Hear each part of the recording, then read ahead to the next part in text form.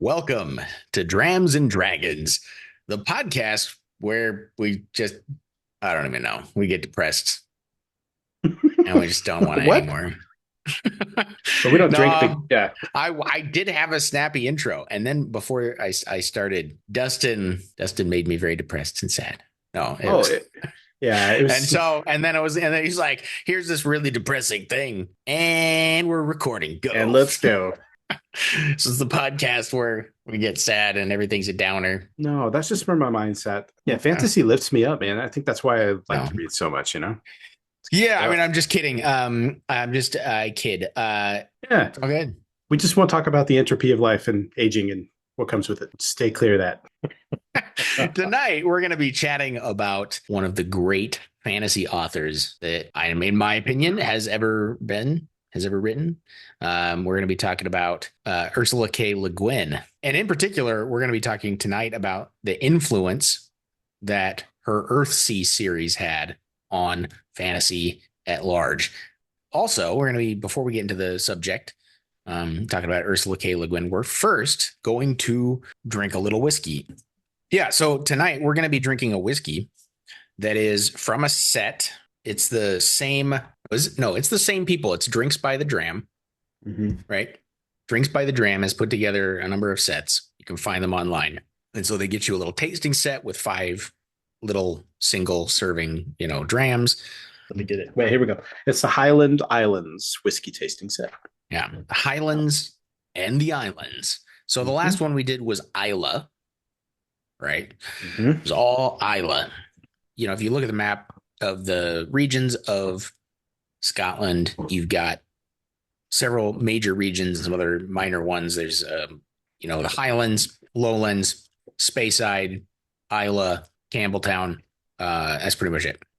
But some people will separate out the islands, sort of, the Hebrides and the Orkneys and some other areas like that. But other people, the sort of official designation includes all of that in the Highlands. Some people might say, oh, it's the Highlands and the Islands. Well, okay. So that's what we've got here. The first one in this set is the Tobermory. Nice pronunciation. Thank you.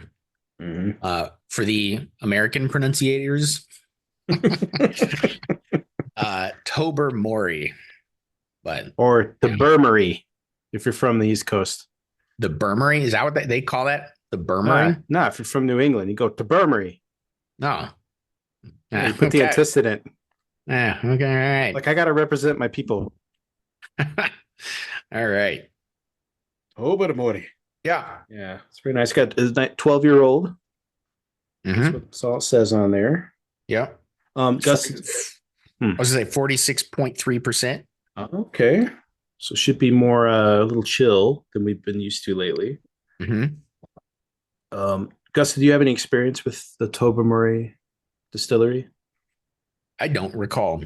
I feel like I have had it actually. Nice. Yeah, it's a complete mystery for me. But it was a while ago.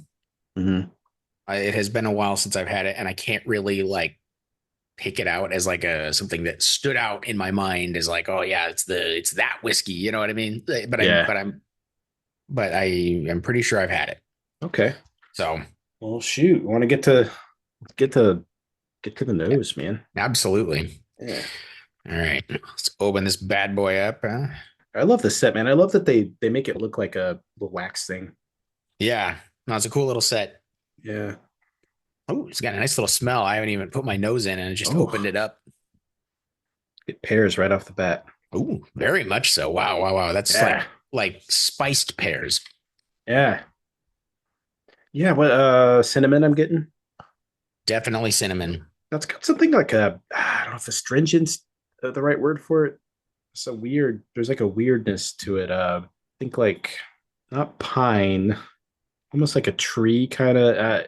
It's hard to there's something in the smell that's not sweet. It's not sour, maybe a little bit sour. It's not unpleasant, but hard to put into words. I'm not used to smelling it in whiskeys though. It's like a creaminess or even I was gonna sound funny, almost like sour milk slightly. Dude, that's it. Yep. like I got a whiff of it and it was like Mm. not like sour milk and like oh, I don't want to drink this, but like I don't know, it's got In a good way. yeah, in a Classic. good way. Sour milk in a good way. Maybe like a funky, like clotted cream kind of smell, you know? Yeah. You ever have like skim yogurt? Like skim milk is kind of the Yeah, yeah, yeah. interesting. Yeah, it's a really different kind of profile from some of the stuff we've had. Now, obviously, we're moving now from Iowa to other regions. So there's gonna be some whiskeys in here that are not peated. Yeah, this one is This not. like this one. This one is not definitely not peated. Yeah, I'm trying not to let Some that of color them my some of them will be peated. Like I noticed there's like a Highland Park and like yeah. a there's a Talisker on this list, right? So Mhm. there are some peated whiskeys in here. Mhm. This one is not peated. Um Now that we've been smelling for a bit, I got butterscotch a little bit. yeah, I can see that. Get that? Sort of caramel, a little bit of caramelly, Yeah. But it's but got not like full that on caramel, but salty. just sort of yeah. Mm-mm.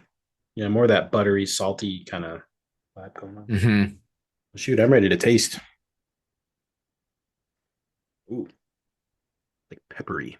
Yeah, clovey, peppery. I'm getting caramel. The fruitiness has sort of disappeared in the taste. Yeah, it got a little. It was the taste is more on the bitter side. Hmm. Um, like the sweetness has an edge to it. Not particularly Not smooth, no. smooth, I would say either. The character of it. Yeah, it hits pretty hard actually. I'm getting some like stewed apple with that caramel. And yeah, for me, it's hitting almost like if you stewed your apples and you let it burn a little bit on the bottom, so it has a Not little bit of quite that burned, but charred like kind of yeah, not like yeah, not in a smoky way. Yeah, yeah. a little bit of that Yeah, charred oak. there's a bitterness to it that's hitting my palate. If we're going shapes, this one's very pointed to me, like a like a steep like a steeple. Yeah, For me, it's very sharp. Couple like small flavor edges I feel like I'm also, getting a slight like metallic, almost like a little tight, like a trident. Uh, like just a little bit of metallic something as a yeah. indefined, like not I can say copper or iron or but just sort of slight metallic tang to it. Yeah, move on to the finish. It's pretty hot. It's pretty hot, pretty long. Like I feel like that it's Mhm. when you feel the heat just sort of go down and it almost feels like you have heartburn. you know, Yes. those are often not my favorite whiskeys. Yes. It's not the I worst feel one of that those, too. but it's definitely got that element to it. It is a fairly long finish. Hmm. And for me, the bitter keeps going on the finish. It's almost like the caramel has now gone past caramel, and it's Have you ever had like flan, like this, like really where the caramel on top is like really dark? mhm. Yeah. Dude, And yeah, sometimes that's pleasant that's what this in like is a like. flan, but there's kind of not enough sweetness to offset it in this. It's very low sugar, low sweetness. There is a little bit of that caramel flavor, but it's less a sweetness and more the notes of caramel. Hmm. See, as we go, I'm getting some saltiness. Yeah, yeah. I always it seems to me it's like when it hits the mouth, like when the out, like the character of the alcohol hits the mouth, it changes kind of. Mm-hmm. It's like there's a reaction from your taste buds almost. That's where the salinity comes out for me. Yeah, I'm getting the same thing, but I can't tell if it's the taste or if it's because my taste buds are riding because of the bitter and the kind of the burny type harshness of it. Well, I don't think my word cloud for this whiskey is too positive right now. I guess. It's one of those whiskeys where it's like, not great, not something you want to go buy again for me anyway. Maybe somebody loves it, but for me, it's just sort of an also ran. So I just sort of forgot about it, just sort of like, just sort of like, you know, Yeah. had a shot, had a dram, meh, moved on. So yeah, that's kind of how I still feel about it, honestly. Yes. Um, Yeah, I think I'm in the same boat. This one's I don't want to sound too dismissive because I'm sure a lot of time and energy went into this, but it's kind of a forgettable thing. Like if you're mhm. looking for the flavor profiles that people want out of their whiskeys, like uh, Yeah. old milk or skim milk is not one of them. So I think there's something there. There's definitely a flavor profile. It's a complex whiskey still. There's stuff to taste, there's things to do, but Yeah. The nose was actually great on it, I would say. I thought the nose, the pear, the spiced pear was really appealing, even with that kind of milky, like sour, milky thing going on. Like I thought it was actually Mhm. really appealing. Um, and then when we actually drank it is when my opinion just shifted completely. Like I was looking forward to sipping it. I was like, wow, smells really good. I'm just trying to find the positive here, which is that Yeah. it did really smell quite good. And I guess, it's a younger whiskey, I suppose. 12 years. There are plenty of young whiskeys that aren't that harsh. Well, shit, Gus. I was trying to give it a leg up here. Sorry, I've just got to be honest, you know. I'd love to look over their tasting notes and see how we did here. Mm. Before giving the final, which won't surprise to anyone. We nailed it. We did look. Oh, Holy Greek yogurt. crap. Yeah. Okay, I'll read it off here. So this is the nose: pear, peach, and apple with a dusting of brown sugar. Greek yogurt, Mm-hmm. barley, and a hint of cinnamon pastries. Yep. Interesting. We I nailed that nose. think so. Palate, rounded malt notes. Once again, now a touch oily. Still Mm, packs a hearty helping of stone fruit sweetness. I disagree about the sweetness. I just was not getting that. mm, Finish. A flash of orange peel, soft sawdust, toffee, and dates. mm. I said toffee. Mm-hmm. Yep. That's that. Sawdust, huh? I don't think I got that. Orange peel, I'm not getting either. I'm not getting any Hmm. citrusy. Even the bitterness doesn't have a citrus quality to it for me. Yeah. I would say that if it did have the sweetness of the stone fruit and a flash of orange peel, I think it would have actually been really appealing. I just didn't get any of that. Yeah, worth trying. And I think if we're going final things here, I think it's a cool whiskey if you wanted to taste something weird and unique. I personally wouldn't buy a bottle of it, but also the foot in the door thing, like it has me intrigued about their whiskeys and the distillery. I would definitely try something from the distillery again. And just the fact that they got Greek yogurt taste profile into a whiskey is pretty impressive. Um, and it's intriguing, even if it's not my favorite. So I guess that's kind of where I'm at. I wouldn't buy it for $55 though. It might be worth it to someone to try something weird, have something different for their palate, or if you know somebody that really likes pears and Greek yogurt, this might be their bag. That's all I have to say about that. You can cut that out, right? Oh, yeah. Anything else to say on the whiskey? Any other thoughts? No, I think I'm good. I think I'm good. Well, yeah, let's chat for a little bit about Ursula K. Le Guin. And I thought about, we had done this series of episodes or a couple of episodes that we had titled the Fathers of Grimdark. We talked about Michael Moorcock and Glenn Cook, who basically invented the genre of sort of dark fantasy that we call grimdark. And so I had wanted to do sort of a couple of episodes or something on some different authors who had contributed to the sort of to some other genres of fantasy. And I had wanted to talk about some fantasy authors that were really formative to my reading when I was young. One of them was Ursula K. Le Guin. So we decided to do this sort of series. We decided not to call it Fantasy Grannies. Missed Don't opportunity. don't Google that. I guess. Look, I don't want to shame anybody. I don't want to kink shame anybody. Yes, Sure, I but want don't Google to. it based on our, anyway. Why not, man? Yeah, Google it if you're into it.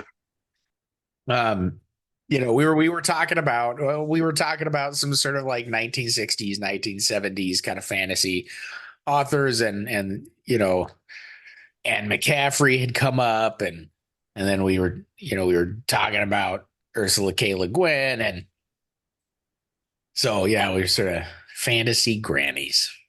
It's Fantasy like Grand. pasta It's like pasta grannies. It's like all those trendy like you know those food people go over to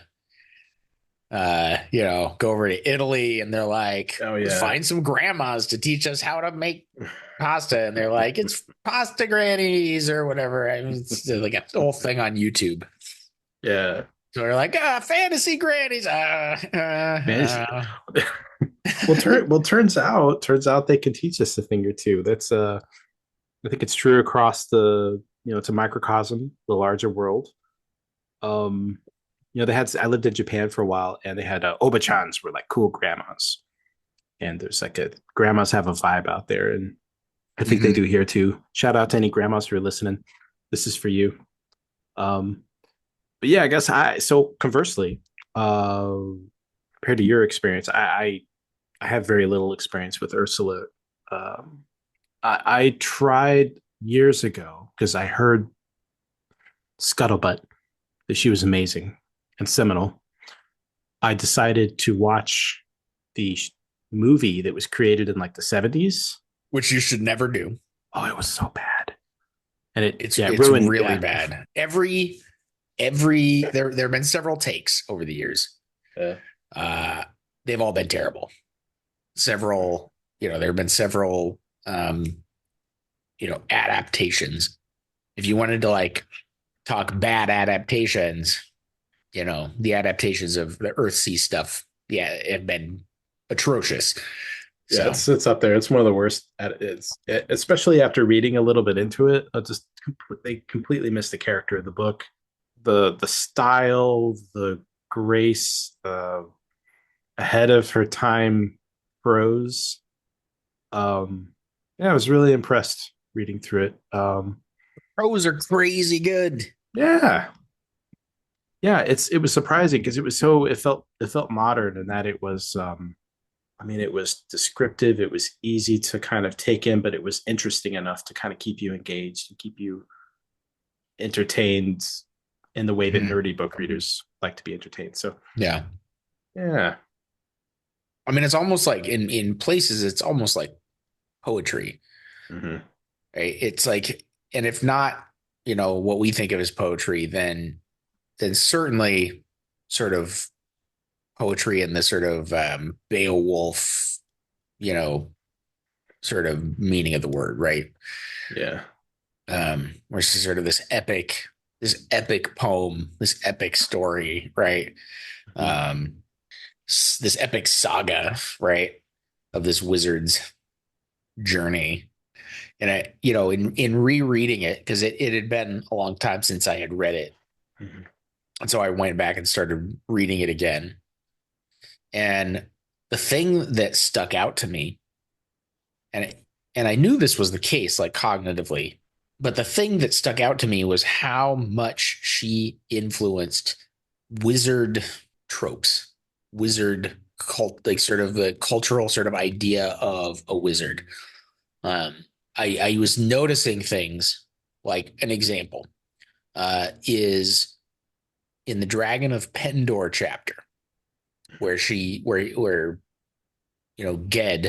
the main character of the series, confronts a dragon, or as actually confronts a bunch of dragons, and it's one of these like kind of iconic scenes in the book. There are a couple of things that stick out, but the one that I thought was interesting is the scene was almost taken like there were lines that were like straight up like almost plagiarized by Marvel.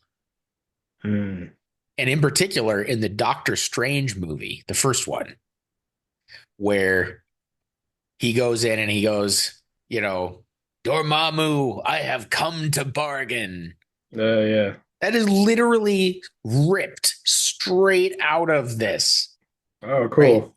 It's Well, not like, cool, but also cool. Yeah. I mean, but also cool because it's like I think it was meant to be like a callback, Yeah. right? Where he's like, basically shows up to these dragons and is like, I've come to bargain, Mm-hmm. right? Uh,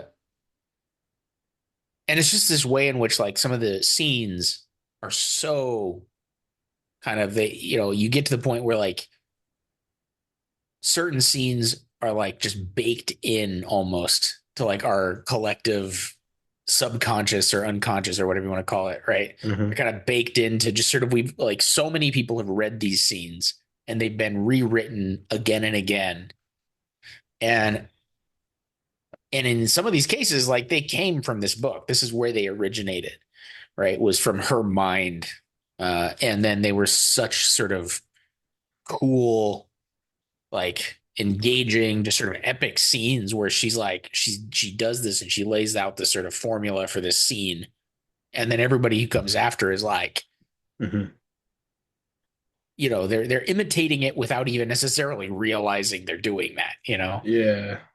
Oh, well, I was just curious. One of the prejudices I had against this book was that it was kind of labeled as a children's book. And I was curious what you thought about that, especially after rereading it, you know, at the current phase in life. Because Mm-hmm. yeah, when I read it, it definitely not modern children's fiction. It didn't feel like that at all. Um, but yeah, what was your take on that?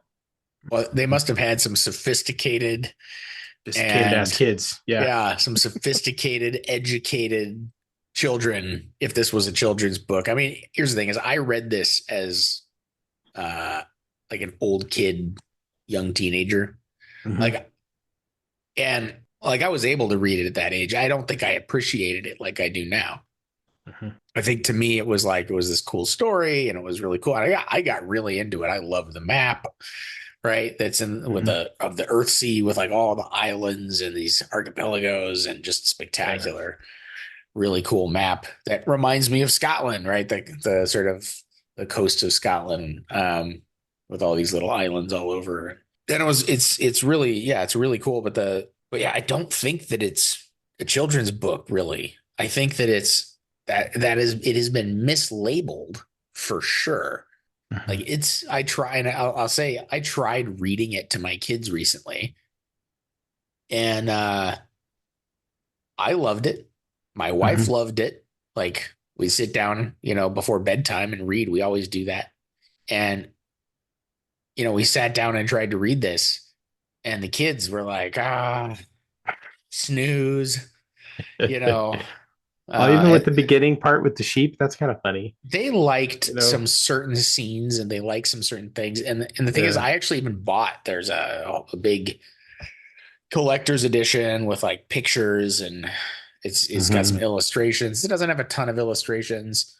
I was hoping, that would keep the kids a little more engaged. I don't think there were enough illustrations to keep the kids engaged, but I don't Hmm. think it's a kid's book at You all. know, it reminded me a little bit of like The Hobbit, like kind of the Lord of the Rings, because that's people would consider that to be a kid's book, but it's definitely not. If you read it as an adult, it's got concepts, but it just doesn't read like it. Like the prose, the verbiage, the vocabulary, it's just yeah, it's Yeah. rich. And I I yeah, think I yeah. agree. I agree to some extent. I do think The Hobbit is more a kid's book than A Wizard of Earthsea and the Earthsea series is. The kids loved that. Oh yeah. They I can't get loved my The 6 year old Hobbit. to sit through The Hobbit. I even got the illustrated special edition and no. Yeah, man, no, the kids loved The Hobbit. Cool. We had the illustrated thing, and yeah, man, they ate it up. But not Wizard of Earthsea, Not and I don't Earthsea. think it's a different pace. It's a different kind of adventure. It's less sort of fantasy adventure-y. I mean, it Hmm. is an adventure. It is epic. It is an adventure, but it focuses on different things, and I think it's a much more mature kind of read. Yeah. Cool. I don't know. I also don't know, to switch sort of back to the things she's inspired. This is the Um, first book with a wizard's college or wizard's dude, school. I was gonna say that, especially right off of the Naomi Yeah. Novik stuff. Yeah. Yeah. I was wondering. That's one of the reasons I wanted to do this now was I was like, okay, we did a wizard college. Yeah, we gotta hit Wild's Hot. Now is the time. It's not the first idea. It's not the first person to come up with the idea of a wizard's college Hmm. or wizard school. But it's the first actual like book not just in fantasy, but in any genre where somebody like actually goes to a wizard school. Yeah.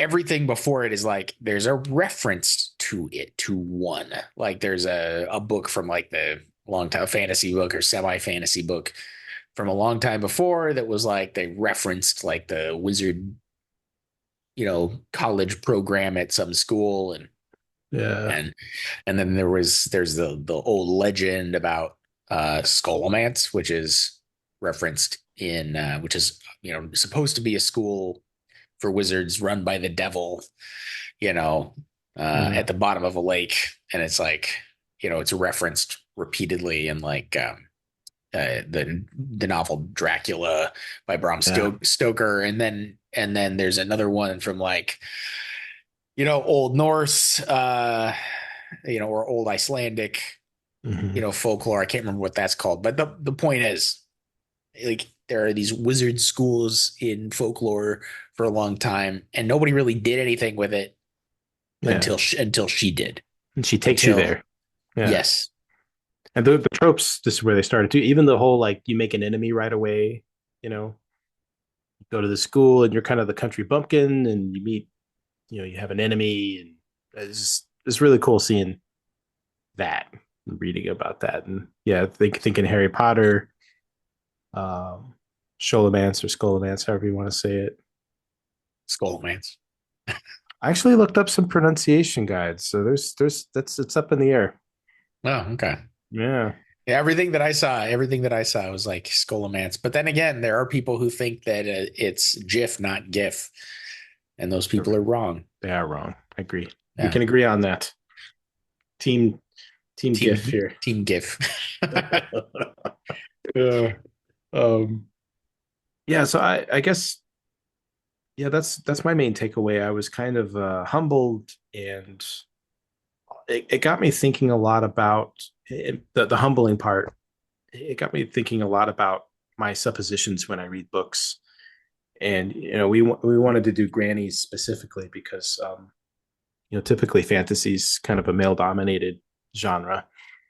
Um, but I was thinking of my reluctance to read something that was labeled as a kids novel, and I was like, it's a. I don't know if it was on the surface, but there was probably some subliminal stuff in there. Like, I don't know if a lady writing fantasy would work, and it's been kind of fun examining that as I grow older and as I change the way I think and view the world, and especially with all the just amazing women authors we've had, especially in sci-fi. There's some awesome authors out right now. It's been really cool to kind of revisit this and look back at someone who was so influential on the genre. And yeah, so that was just kind of a cool experience for me. I was excited to read it.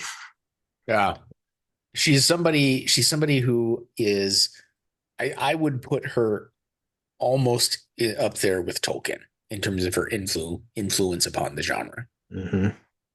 I think from the wizard college thing to various wizard tropes that she Mm-hmm. basically invented or repurposed from folklore or something, right? But basically, like she's the entry point for those things into fantasy to things like names having magical power, Yeah. right? Which is huge in fantasy. Some of the biggest modern fantasy authors, like all their stuff revolves around this idea.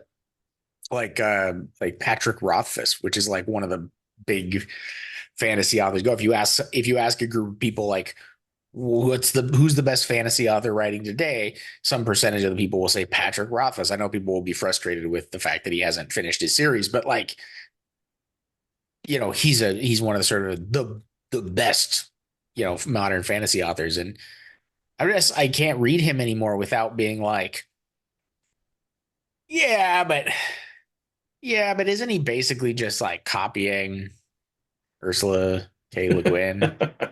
Even with the girl under the school, like that is Yeah. like the Tombs of Achuan. Like that's your plot. Like anyway, Gets to you, huh? Yeah, it Wow, gets so it gets me. even deeper because yeah, I haven't read any of the other stuff, so it gets even deeper than that. Like it goes on. Yeah, there's I mean, so there's a trilogy that's like the Wizard of Earthsea trilogy, right? That's like Hmm. the original three books, and it's amazing. Hmm.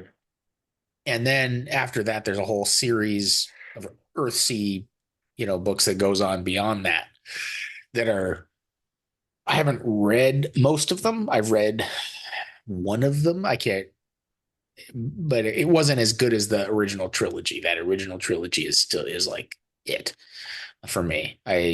But in that trilogy, there's yeah, just an amazing contribution to the fantasy genre that is not matched by very many authors. Hmm. So Cool.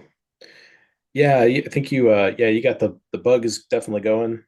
I'm really looking forward to finishing and get to going with the series. Um, and yeah, I was curious too, like who do you think would enjoy this book? Like who do you know, especially in this modern day, like who's this for? yeah, I mean, I would say anybody who really loves fantasy. I think it's unique in a lot of ways. Like Mhm. it's a different story structure, it's a different pace. These are not terribly long books. Mhm. They're relatively short books. I think so. I think anybody who likes fantasy or or even just wants to know kind of where some of these tropes come from should check it out. Um, this is not if you just want to read like the original three, that's not a big time investment for most readers, I think. Mhm. It's worth checking out. Um, Definitely read it before you go trying to say that somebody, some other author who's writing about wizards is like some genius writer who's come up with all kinds Yeah, of before you original get on your ideas. Patrick And Rothfuss forum, yeah, yeah. yeah, yeah, before you start getting on your high horse about Patrick Rothfuss being the best author around today, or oh yeah, well, Harry Potter's just the greatest and nobody ever thought of anything else Yeah. before she did. Yeah, well, if you're curious about where most of these ideas came from, go check out definitely go check out Hmm. or the Earthsea series. It's fantastic. Like it really is good. The writing is phenomenal.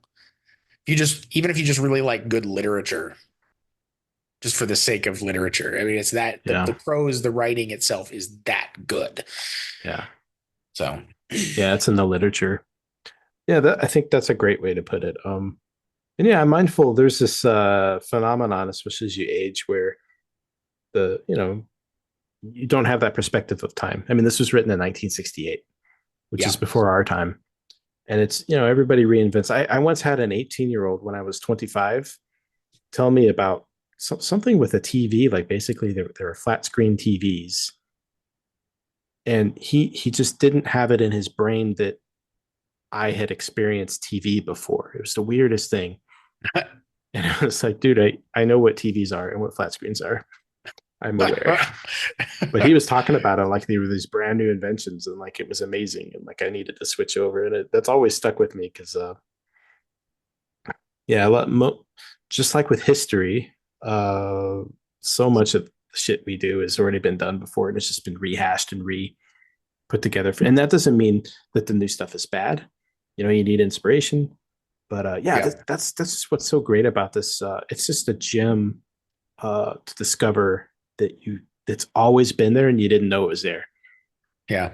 Um, and it's like discovering a blind spot in your consciousness, and then going, "Oh wow, look at this amazing piece of fantasy that's just been right here." And like you said, you can read one of the novels in an afternoon, so it's not a tome like Yeah. a They're sense. they're Yeah, they're more like novellas, right?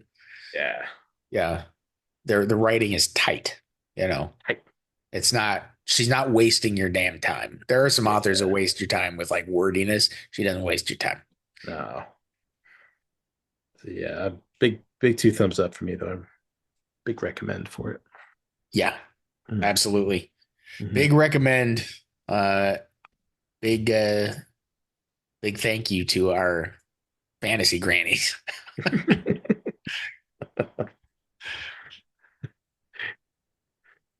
Oh god, I dude. like it, man. I like it. Yeah. I don't know. I feel like cringy every time I say it.